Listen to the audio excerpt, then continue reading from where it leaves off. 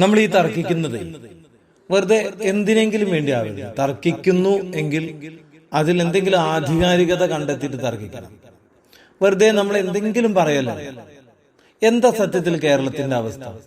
നിങ്ങൾ ഈ ചർച്ച ഇങ്ങനെ നടത്തിക്കൊണ്ടിരിക്കുകയാണ്.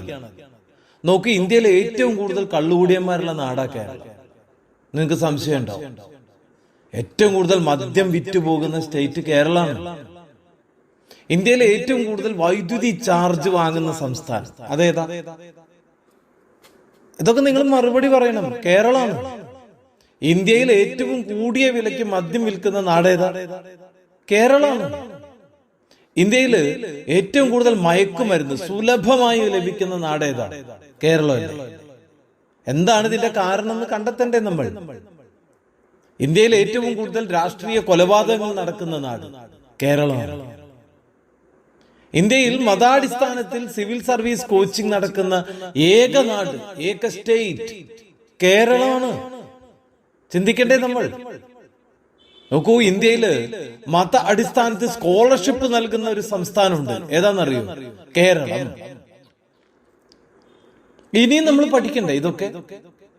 ഇതോടെ തീരുന്നുണ്ടോ സംഭവം? ഇന്ത്യയിൽ അവിവാഹിതരായ ഏറ്റവും കൂടുതൽ പുരുഷന്മാരുള്ള നാട് കേരളമാണ്. ഇന്ത്യയില് ഏറ്റവും കൂടുതൽ രാഷ്ട്രീയ നേതാക്കൾക്ക് വ്യാജമായ LLBയും PhD ഒക്കെ ഉള്ള നാടും കേരളമാണ്. ഏറ്റവും കൂടുതൽ മതപരിവർത്തനം ഇന്ത്യയിൽ നടത്തുകയും അതിന് സർക്കാർ മൗനാനുവാദം നൽകുകയും ചെയ്യുന്ന ഏക സ്റ്റേറ്റ് കേരളമല്ലേ? നമ്മൾ തർക്കിച്ചോ?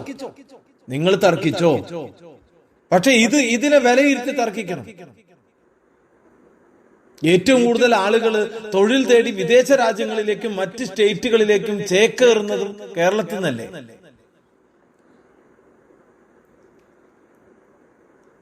ഇന്ത്യയിലെ ഏറ്റവും കൂടുതൽ അഭ്യസ്ത വിദ്യരായ തൊഴിൽ രഹിതരുള്ള നാടേതാ? കേരളമാണ്. പഠിപ്പ് കൂടുതലും ജോലിയില്ലാത്ത സ്റ്റേറ്റ് കേരളമാണ്.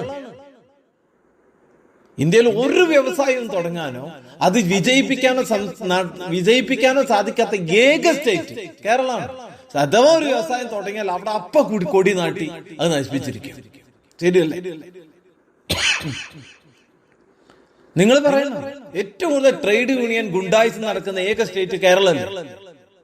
നോക്കൂ, ഒരു പെട്ടി എടുത്ത് വെക്കാൻ പോലും ഗുണ്ടായിസ്. ISROയിലേക്ക് വരുന്ന സാധനങ്ങൾ പോലും ലോറിയോടുകൂടി പൊക്കി വെക്കാൻ ഞങ്ങൾ ചെയ്യും എന്ന് പറഞ്ഞു വരുന്ന ഗുണ്ടായിസത്തിന്റെ നാടാണ്. ഏറ്റവും കൂടുതൽ വ്യവസായ സംരംഭങ്ങൾ പൂട്ടിക്കുന്ന ഏക സംസ്ഥാനം ഏതാ? കേരളമല്ലേ? ഇന്ത്യയിൽ 10ാം ക്ലാസ് വിദ്യാഭ്യാസം പോലും പൂർത്തിയാകാതെ ലക്ഷങ്ങൾ ശമ്പളം വാങ്ങുന്ന വൈദ്യുത ബോർഡ് ജീവനക്കാരുള്ള ഏക സ്റ്റേറ്റ് കേരളമാണ്. നിങ്ങൾ ചർച്ച ചെയ്തോ? തർക്കിച്ചോ? ആഹാര സാധനങ്ങൾക്ക് പോലും അയൽ സംസ്ഥാനങ്ങളെ ആശ്രയിച്ച് ജീവിക്കുന്ന ഏക സ്റ്റേറ്റ് കേരളമാണ്. ഇന്ത്യയിൽ ദുരിതാശ്വാസ ഫണ്ട് പോലും വെട്ടിച്ചു നിന്ന് സുഖിക്കുന്നവരുടെ ഏക നാട് കേരളമാണ്. ഇന്ത്യയിൽ സത്യസന്ധരായവർക്ക് സർക്കാർ ജോലികൾ പോലും ചെയ്ത് ജീവിക്കാൻ പറ്റാത്ത ഏക സ്റ്റേറ്റും കേരളമാണ്. വിവാഹമോചനങ്ങൾ നടക്കുന്ന ഏക സ്റ്റേറ്റ്, ഏറ്റവും കൂടുതൽ നടക്കുന്ന ഏക സ്റ്റേറ്റ് കേരളമാണ്. ഇന്ത്യയിൽ എന്നല്ല, ലോകത്തിൽ ഏറ്റവും കൂടുതൽ കമ്മ്യൂണിസ്റ്റ് അടിമകളും മണ്ടന്മാരുള്ള ഏക സ്റ്റേറ്റും കേരളമാണ്. ഇത് എല്ലാവർക്കും അറിയുന്ന കാര്യം.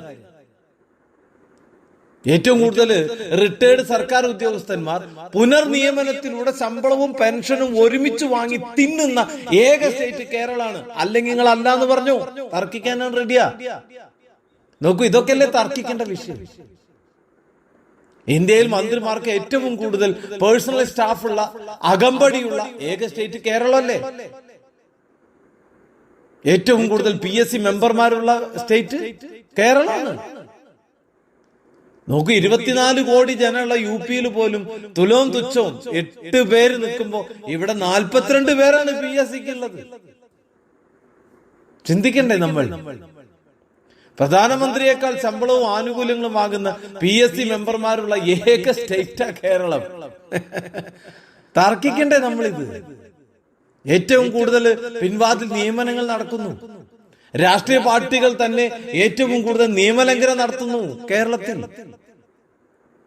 കോടതികൾ സ്വമേധയാ ഭരണകൂടത്തിന്റെ തോന്നിയാസങ്ങൾക്കെതിരെ ഇടപെടൽ നടത്തേണ്ടി വരുന്ന ഏക സ്റ്റേറ്റ് കേരളമല്ലേ? വിവരവും വിദ്യാഭ്യാസവും ഇല്ലാത്ത വിദ്യാഭ്യാസ മന്ത്രിയുള്ള ഏക നാടും കേരളമാണ്. ഞാനിത് പറയുമ്പോ തെറ്റിദ്ധരിക്കൊന്നും വേണ്ട, സത്യമാണ്. നിങ്ങൾ വേണമെങ്കിൽ ഒന്ന് പഠിച്ചു നോക്ക്. അല്ലെ, നിയമസഭയിലെ ഏറ്റവും ആധികാരികമായ കമ്പ്യൂട്ടർ വരെ എടുത്ത് വലിച്ചെറിഞ്ഞ ഏക ആള്, ആ ആളാണ് ഇവിടുത്തെ വിദ്യാഭ്യാസ മന്ത്രി. എങ്ങനെയുണ്ട്? തൊലിക്കട്ടി വേണ്ടേ?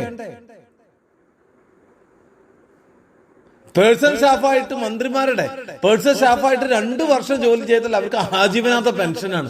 ഇതൊക്കെ എന്ത് ഗതികേടെന്ന് അതിനെ പറയേണ്ടത് നമ്മൾ ചിന്തിക്കണം. എല്ലാവരും ഇരുന്ന് ആധികാരികമായി ചിന്തിക്കണം. അതാ വേണ്ടത്.